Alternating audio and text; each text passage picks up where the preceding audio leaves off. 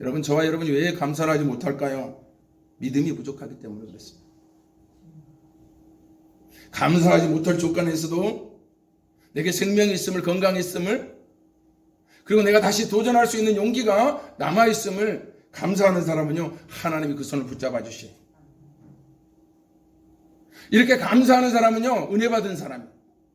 이런 감사하는 사람은요, 그 삶이 어떻든지, 빈곤에 있든지 풍부에 있든지 그는 참으로 믿음이 있는 사람이에요. 은혜를 깨닫는 사람은 복이 있는 자예요. 은혜를 받아도 은혜를 모르는 사람이 있어요.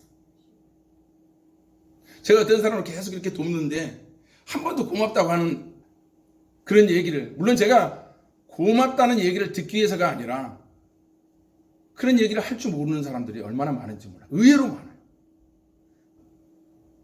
내가 사랑하면서도 사랑에 실패하는 이유가 뭔지 아십니까? 표현하지 않았어요. 내가 감사하는 마음이 있는데 우리가 축복받지 못하는 이유는 뭔지 아십니까? 단 한 가지예요. 표현하지 않았어요. 여러분, 사랑도 표현하고요, 그리고 하나님께 받은 은혜도 표현하는 그런 지혜로운 자가 되시길 주님의 이름으로 간절히 축복하고 축원합니다. 일본에 제가 존경하는 유명한 신학자가 있어요. 우찌무라 간조라는 목사님인데 책 중에 이런 내용이 있어요. 어떤 내용이냐? 하나님께서 인간을 저주하실 때 질병이나 실패나 배신이나 죽음으로 하지 않는데요.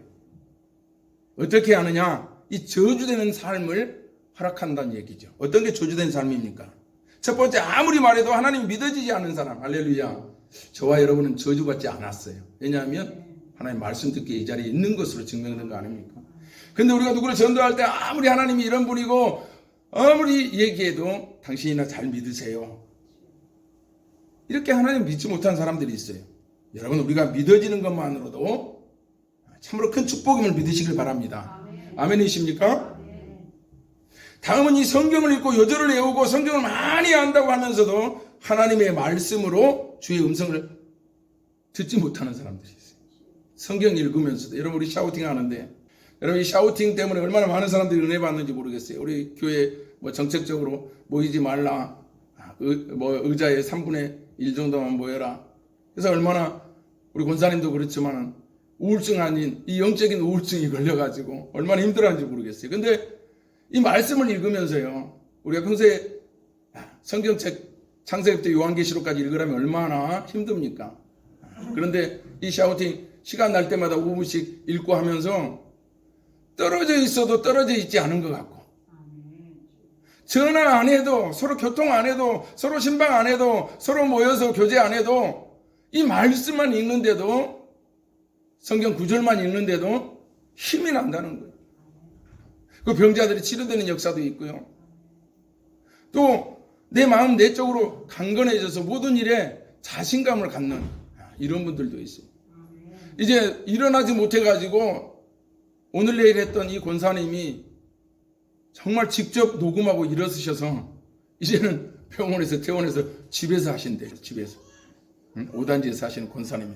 여러분, 이 말씀은요, 곧 하나님이시에요. 요한복음 1장 1절을 말씀해 보니까 그 말씀이 인카네이션 하신, 성육신하신 그분이 바로 예수 그리스도예요. 그분이 승천하시고 이제 무소부재하신 영으로 함께 하신 분이 성령 아니십니까? 말씀 안에는 성령이 계세요. 말씀 안에는 예수 그리스도가 있어요. 말씀 안에는요, 하나님이 계세요. 그래서 그분이 우리의 힘주시고 우리를 이루하시고 우리의 나아갈 바를 아시고 우리의 목적을 상실했는데 그걸 다시 회복하게 만드시는 거예요. 그래서 강건해지는 거예요. 코로나19로 나가지 못하고 만나지 못해도 하나님 그 모든 것들을 다 이겨내게 한다는 거예요. 할렐루야. 말씀을 읽고 요절을 많이 외운다고 자랑하는데 그 말씀 가운데 하나님의 음성을 듣지 못해요. 교회 안에 이런 사람이 얼마나 많은지 몰라요. 여러분, 우리가 설교를 듣는데 하나님 음성이 들려져. 다시 말하면 나에게 그냥 강력하게 내 심령을 치는 그런 느낌이 있어요. 하나님 말씀하시는 거예요. 설교를 듣는데 은혜가 되고 떠듬떠듬 이야기해도 내가 깨달아지는 것, 이것은 참으로 복이 있는 사람이라는 말씀이에요. 여러분, 우리는 이미 하나님께서 우리를 구원해 주셨어요. 특별한 은혜를 통해서. 또한 우리 이 한 해 동안 우리가 이 자리에 앉을 수 있게 하는 거 다 하나님의 은혜라는 거예요. 여러분의 기업이 어떻든, 여러분의 사무실, 여러분의 회사가 형편이 어떻든 지금 내가 생명이 있고 호흡이 있고 이 자리에 있다는 것은 다시 그 모든 것들을 회복할 수 있는 그 은혜를 하나님께서 예비하고 있다는 증거예요. 그래서 감사해야 돼요. 중심으로 감사하는 마음이 생겨서 감사할 때 이게 바로 진정한 감사라는 거예요. 진정한 감사. 형식과 다른 사람들과 비교해서 이거는 이미 진정성을 잃어버렸어요. 사람은요, 진실한 걸 좋아해요, 사람은. 하나님은 마찬가지로 이 진정성을 원하신다는 거예요. 여러분, 어리석은 사람이 누굽니까? 감사한 일이 있는데도 감사하지 못하는 거예요. 여러분, 우리가 세상에서 잘 되고 안 되고는 2차적인 문제예요. 제가 하나님을 믿고 여러분들이 하나님을 의지하고 신뢰하고 있느냐? 신뢰하고 있다면 이것은 우리에게 가장 큰 축복이라는 거예요. 저주받은 자가 아니기 때문에. 여러분, 어떤 사람은 감사할 일이 내 눈앞에 보이지 않으니까 감사거리를 찾는 사람이 있어요. 이 사람은요, 더 큰 복을 받은 사람이에요. 우리가 모든 것을 생각할 때 감사한 마음으로 모든 것을 바라보게 되면 어떤 부정적인 일이 있더라도 다 감사로 바뀌게 되는 것입니다. 그래서 진정한 감사를 하려면 범사에 감사해야 돼요. 여러분, 범사는 다른 의미가 아니라 모든 상황과 환경에서 감사하는 거예요. 이게 범사에 감사하는 거예요.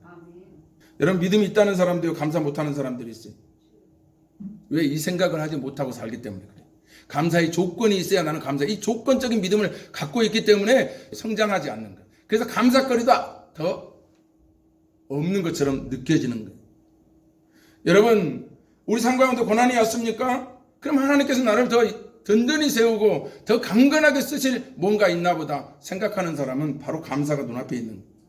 1세기 위대한 두 여성이 있습니다. 그 여성은 코스비와 헬렌 켈러. 코스비라는 여자는요, 태어난 지 6주 만에 이 안지를 걸렸는데 의사의 오진으로 완전히 실명이 됐어요. 그런데 그가 이 찬송곡을 6,000곡이나 이 6,000곡의 이 찬송곡이 다 감사하는 찬송곡. 여러분 생각해 보세요. 내가 다리만 다쳐도 내가 조금만 상처라도 아이씨 나오고 그러잖아요. 그런데 이 크로스비는 이 6,000곡의 찬송이 다 감사해. 보이지 않는데도 다른 사람의 잘못 때문에 내가 이렇게 불행해졌는데도 그걸 불행으로 보지 않고 감사했다는 거예요. 여러분, 우리가 불행하다고 어렵다고 감사 못하는 게 아니에요. 그래서 믿음이 없기 때문에 그래요. 감사할 수 있는 자유를 그는 찾지 못했기 때문에 그래요. 여러분, 범사에 감사하는 그런 그리스도인 되고 싶습니까? 그럼 로마서 8장 28절 말씀을 기억하시길 바랍니다. 하나님이 사랑하는 자 곧 그 뜻대로 부르심을 입은 자에게는 모든 것이 협력하여 선을 이루느니라. 아멘. 여러분, 이렇게 범사에 감사하는 사람이 되고 싶습니까? 그렇다면 모든 일을 밝게 보세요. 어둡게 보지 말고 밝게 보라는 얘기예요. 지금 우리나라 이따금씩 이 코로나19에 데모하고 난립니다. 왜 그럴까요? 좀 더 잘해달라는 얘기예요. 지금 내가 불편하고 어려우니까. 근데 우리가 한번 이성적으로 우리나라를 한번 바라보십시다. 그전에 비해서 우리나라가 얼마나 잘 사는 나라가 있어요. 세계 10위 안에 들어가는 나라예요. 어떤 사람은요, 우리나라에 들어오기 위해서 생명을 거는 사람들이 있어요. 가까운 이 북한에는요, 정말 우리나라하고 비교할 수 없는 처참한 삶을 살고 있어요. 세상 모든 나라가 우리나라처럼 여유롭고 이렇게 즐겁게 마음껏 데모하고 대통령 욕하고 내가 하고 싶은 얘기를 다 할 수 있는 나라는 얼마 안 된다는 얘기. 우리는 참으로 잘 사는 나라 중에 한 나라입니다. 그럼에도 왜 이렇게 불만이 많을까요? 불행이 경제에 있을까요? 불행이 정말 이 정치가 잘못하고 있어서 그럴까요? 우리의 불행이 부동산이 막 폭등해서 불행할까요? 천만의 말씀입니다.